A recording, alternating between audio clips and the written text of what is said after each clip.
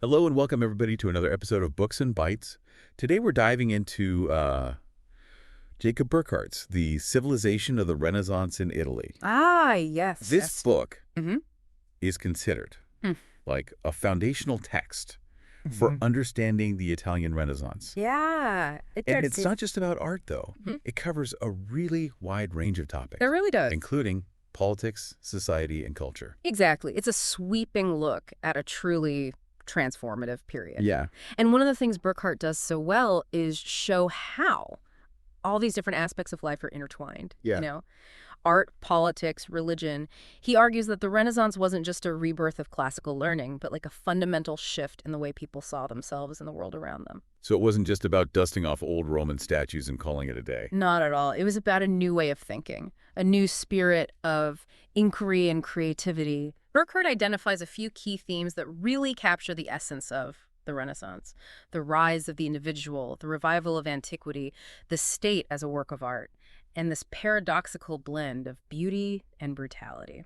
Okay, so we've got a lot to unpack here. Let's start at the beginning. Okay, sounds How does Burckhardt set the stage for this exploration of the Italian Renaissance? Well, he begins by contrasting the Renaissance with the Middle Ages, which he saw as a period of stagnation and conformity. He argues that the Renaissance marked a break from this stifling uniformity, a rediscovery of individual potential and a celebration of human achievement. And that's where we see the emergence of what he calls l'uomo universale, the well-rounded individual capable of excelling in multiple fields. I'm guessing Leonardo da Vinci is a poster child for this ideal. Absolutely. Burckhardt devotes a whole passage to describing Da Vinci's diverse talents and his profound connection with nature. And there's this famous quote where he says, "The deepest spring of his nature has yet to be spoken of, the sympathetic intensity with which he entered into the whole life around him. At the sight of noble trees and waving cornfields, he shed tears. Handsome and dignified old men he honored as a delight of nature and could never look at them enough. Perfectly formed animals won his goodwill as being specially favored by nature, and more than once when he was ill, the sight of a beautiful landscape cured him." That's just such a beautiful image, this idea of finding solace and inspiration in the natural world. It really is. It seems so counterintuitive, especially when we think of the Renaissance as being this period of intense urban growth and artistic innovation. That's exactly what makes Burckhardt's observation so interesting. Yeah. He's pointing out that this rediscovery of human potential wasn't just about intellectual or artistic achievement. It was also about a reconnection with the natural world, a new appreciation for beauty and wonder. And it's something we'll see woven throughout his exploration of various aspects of Renaissance life. So we've got this burgeoning individualism and this newfound appreciation for nature. Right. But what about the role of the classical world? Wasn't the Renaissance all about rediscovering the glories of ancient Greece and Rome? It was, and Burckhardt calls this the revival of antiquity. He talks about how Italian scholars were scouring Europe for lost manuscripts, translating them, and trying to integrate those ancient ideas into their own work. Okay. This wasn't just an academic exercise, though. This fascination with the classical past permeated every aspect of Renaissance culture. Yeah. From art and architecture to politics and even fashion. So it's like they were trying to recreate a lost world. In a way, yes. But it was also more than that. It was about rediscovering a lost worldview, a way of seeing humanity and its potential that had been forgotten during the Middle Ages. Yeah. And this, Burckhardt argues, led to a fundamental shift in the way people understood themselves and their place in the world. Okay, so we've got these three big forces at play. Yeah. Individualism, a love of nature, and the revival of antiquity. How did these ideas shape the political landscape of the Italian Renaissance? Well, Burckhardt argues that the rise of the individual also led to the rise of powerful individuals, Yeah. often shaping the political landscape in dramatic and sometimes brutal ways. Okay. He points out that Italian rulers often saw the state as a work of art, something to be molded and shaped to their will, which could have both positive and negative consequences. He tells this story almost like a myth, where citizens of Siena supposedly wanted to kill a successful leader just so they could then worship him as a saint. That's fascinating. It really highlights this strange dynamic between rulers and the people. It sounds like a pretty twisted way of achieving sainthood. But it also speaks to this intense desire for powerful, charismatic leaders. It does, and it brings to mind the rise of the condottieri, these mercenary captains who led their own armies and wielded immense political power, sometimes even seizing control of cities. Hold on. Condottieri. Can you explain who they were? I'm Uh, not sure I've heard that term before. Of course. They were essentially professional soldiers, often leading armies for hire, Yeah. and their ambition often shaped the political landscape. Take Francesco Sforza, for example. He started as a condottiere and rose to become the Duke of Milan through a combination of military skill, political savvy, and charisma. So like a real-life Game of Thrones with these ambitious figures vying for power and control. Exactly. And Burckhardt doesn't shy away from the violence and intrigue that went along with this power struggle. He uses the Baglioni family feud in Perugia as a particularly vivid example of this brutal reality. Uh-huh. The family was constantly plotting against each other, even resorting to murder in their quest for dominance. It makes you wonder what life was like for everyday people living amidst this constant power struggle. That's a great question. Did they just try to stay out of the way, or were they inevitably caught up in the crossfire? And one that Burckhardt explores throughout his book. He doesn't just focus on the grand narratives of kings and conquests. He also delves into the lives of ordinary people, showing how they were both shaped by and contributed to the cultural and political transformations of the Renaissance. So while these powerful figures were shaping the political landscape, what was happening on a more societal level, how did these ideas of individualism, the revival of antiquity, and this appreciation for nature filter down to the everyday lives of people? Well, one of the most striking ways these ideas manifested was in the realm of art and architecture. Okay. The rediscovery of classical forms and techniques led to a flourishing of creativity, with artists like Donatello, Michelangelo, and Raphael pushing the boundaries of what was possible. I'm guessing this wasn't just about creating pretty pictures, though. Was there a deeper meaning behind this artistic explosion? Absolutely. Burckhardt argues that Renaissance art wasn't just about aesthetics. It was also about expressing this new worldview, this newfound confidence in human potential and the beauty of the natural world. We see this in the way artists depicted the human form, the natural landscape, and even religious subjects. And speaking of religion, how did the revival of antiquity and the rise of humanism impact people's spiritual beliefs? Did they abandon traditional Christianity in favor of pagan gods? That's an interesting question. It wasn't a simple either situation. It was more of a complex interplay between faith and skepticism, with some individuals clinging fiercely to traditional religious beliefs, while others embraced a more humanistic worldview that emphasized human reason and earthly experience. Yeah. Burckhardt points out that even within the church, there were different currents flowing. Right. You have figures like Pope Pius II, who seemed comfortable reconciling his love for classical learning and nature with his deep religious faith.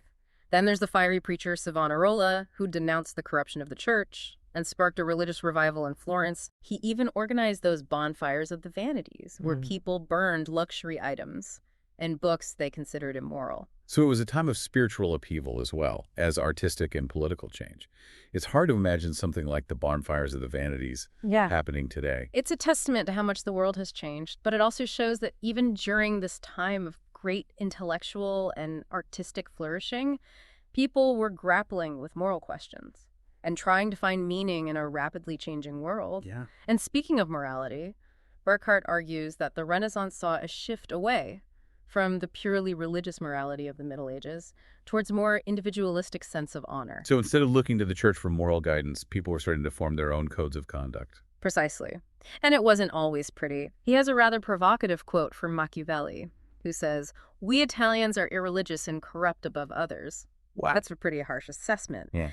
But it points to this tension between the humanist ideal of virtue and the realities of a society where ambition, power, and personal gain often took precedence. But didn't this idea of individual honor also have a positive side? Didn't it inspire people to strive for excellence in their chosen fields? It certainly did, but it's also important to remember that this concept of honor could be pretty flexible, even used to justify violence or revenge. Yeah. Burckhardt shares the tragic story of Antonio Bologna, the musician who secretly married the Duchess of Amalfi. Her brother, outraged, had them both murdered along with her children. That's awful. It's a reminder that this was still a very brutal time, even as new ideas about individuality and human potential were taking hold. It's like this undercurrent of darkness running beneath all this beauty and creativity. Yeah, It really does seem like paradox was a defining feature of the Renaissance. exactly. And we see this paradox play out in Burckhardt's discussion of domestic life as well. Okay. He argues that the Renaissance saw a growing emphasis on creating a more cultivated and refined way of life. He cites Leon Battista Alberti's ideas on domestic management, where he advocates for a well-ordered home, with a focus on education and virtue. So while all this political drama and artistic innovation was happening, people were also thinking about things like home decor and raising well-behaved children. They were. And it wasn't just about keeping up appearances. Burckhardt suggests that there was a genuine desire to create a more harmonious and balanced way of life, to cultivate beauty and virtue in all aspects of human experience. So it wasn't just about individual achievement. It was also about the collective good, about creating a more beautiful and virtuous society. It almost sounds like a proto-self-help movement. You could say that. But it's important to remember that this vision of domestic harmony was often limited to the wealthy elite. The lives of ordinary people, especially women, were often much more difficult and constrained. That's a good point. Speaking of women, wasn't there a chapter dedicated to their role during the Renaissance? There is. And it's fascinating because it challenges the traditional view of women as being confined to the domestic sphere with little agency or influence. Burckhardt acknowledges the limitations they faced, but highlights how they shaped the intellectual and cultural landscape of the time. He talks about women like Vittoria Colonna, a noble woman, poet, and close friend of Michelangelo. She was a patron of the arts, a respected intellectual, and a vocal advocate for religious reform. So she was kind of a Renaissance woman in her own right. It seems like the spirit of individualism wasn't limited to men. Exactly. And there were many others like her.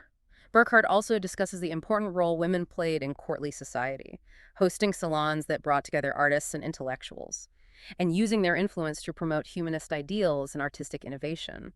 They were actively shaping the culture around them. This reminds me of how we talked earlier about the rise of the Italian vernacular, how writers like Dante and Petrarch started writing in their native language instead of Latin. Was there a connection between these two trends, this move towards a more accessible language and women's growing influence? That's a really insightful observation. I think there's definitely a connection there. Burckhardt argues that this embrace of the vernacular wasn't just a linguistic shift.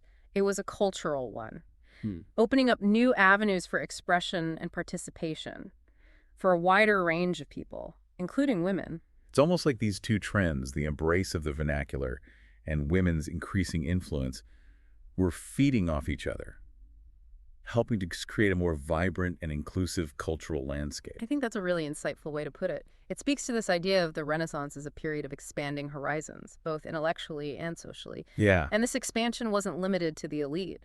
Burckhardt points out that even preachers began delivering sermons in Italian, making religious teachings more accessible to the common people. So it was a time of democratization as well as individual expression. In a sense, yes. Of course, it's important to remember that this was still a deeply hierarchical society.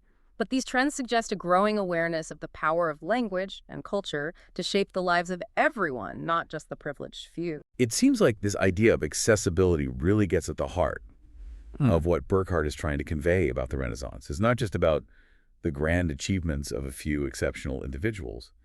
It's about the collective energy and creativity of a society in transformation. Exactly. And Burckhardt highlights this collective energy in his discussion of the incredible festivals and spectacles that were such a defining feature of Renaissance life. You mean like those massive parades with floats and costumes? I've always been fascinated by those.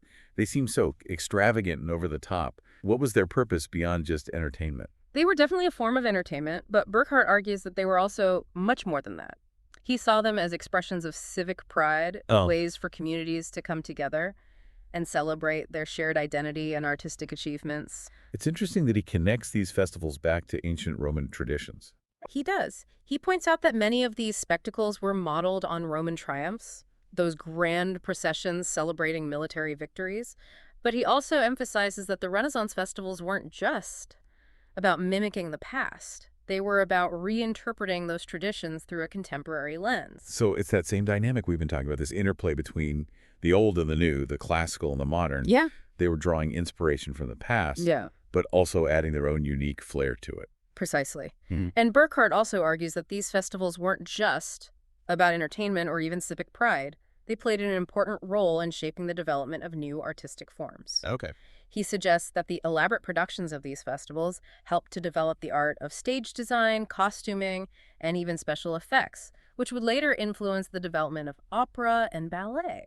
So these festivals were like incubators for new artistic forms. I never thought about it that way. It's like these seemingly frivolous events were actually contributing to the cultural advancement of the time. Exactly, and it's another example of how Burckhardt reveals the interconnectedness of all these different aspects of Renaissance life: art, politics, society, even entertainment, and how they all contributed to this remarkable period of creative and intellectual ferment. It's fascinating how he weaves all these threads together Yeah, to create a picture of a society that's both familiar and completely foreign. I mean, we can relate to their desire for beauty and self-expression, but then there's this undercurrent of violence and moral ambiguity. That's pretty unsettling. that's exactly what makes Burckhardt's work so compelling. He doesn't shy away from the contradictions. He embraces them. He shows us the Renaissance in all its glory and its darkness. And through this exploration of both light and shadow, Mm-hmm. we gain a much deeper understanding of this complex and fascinating period. Precisely. And one of the things that makes Burckhardt's work so enduring is that it's not just about the past. It also speaks to something fundamental about the human condition, about our desire for knowledge, for beauty, for meaning, for power. And how do those desires play out in the final part of the book? Does Burckhardt offer any kind of conclusion, a final assessment of the Italian Renaissance and its legacy? He does offer a sort of conclusion, but it's not a neat and tidy one. Burckhardt doesn't attempt to sum up the Renaissance in a few simple pronouncements. Okay. Instead, he leaves us with a series of observations and reflections that invite us to draw our own conclusions about the meaning and legacy of this complex and contradictory period. So it's not a history book with all the answers spelled out. It sounds like he's challenging us to think for ourselves, to grapple with the complexities of the Renaissance and figure out what it all means. That's exactly what he's doing, and I think that's one of the reasons why his book continues to resonate with readers today. It's not just a passive recounting of events. It's an invitation to engage in a dialogue with the past, to wrestle with the big questions about human nature, creativity, and the forces that shape history. Can you give us an example of some of those big questions Burckhardt leaves us to ponder? Well, he talks a lot about the tension between the individual and the collective, the rise of personal ambition and the need for social order. He also explores the conflict between the material and the spiritual, Yeah. the pursuit of wealth and power alongside the quest for meaning and transcendence. He doesn't offer easy answers, but he forces us to confront these enduring dilemmas that continue to shape our world today. It sounds like he's suggesting that the Renaissance wasn't just a historical period. It was a reflection of the ongoing human struggle to reconcile these competing impulses. That's a great way to put it. And by studying the Renaissance, by looking at how people in that era grappled with these challenges, we can get a deeper understanding of our own struggles Yeah. and perhaps even glean some insights into how we might navigate them. So it's not just about learning about the past. Yeah. It's about using the past to illuminate the present. Precisely. And Burckhardt provides us with a rich tapestry of examples, of stories and Yeah. personalities that can help us to see these connections more clearly. Thinking back over everything we've discussed, what stands out to you as the most significant takeaway from Burckhardt's book? For me, it's this emphasis on the interconnectedness of everything. He shows how art, politics, religion, social customs, even the design of gardens and villas all reflected this broader shift in worldview, this embrace of human potential and the beauty of the natural world. It wasn't just about individual achievements. It was about the collective energy of a society in transformation. It's like this incredible explosion of creativity Yeah. and innovation that touched every aspect of life. It is, and it's a reminder that even amidst great upheaval and uncertainty, there can be moments of extraordinary beauty and progress. And that even though the Renaissance was a specific historical period, its spirit, its energy, its passion for life continues to resonate with us today. Well, after this deep dive into Burckhardt's masterpiece, I feel like I have a whole new appreciation for the Italian Renaissance.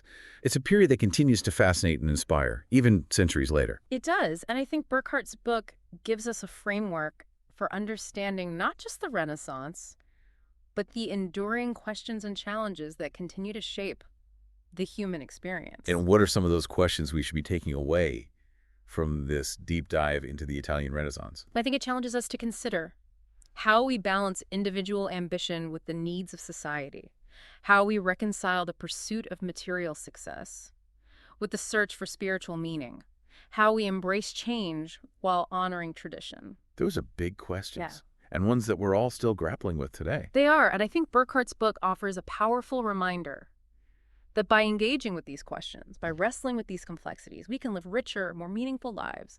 And who knows, we might even contribute to our own renaissance, a rebirth of creativity, innovation, and human potential. That's an inspiring thought. And on that note, I think we'll wrap up this episode of Books and Bytes. Thanks for joining us on this deep dive into Jacob Burckhardt's The Civilization of the Renaissance in Italy. It's been a pleasure. Until next time, happy reading.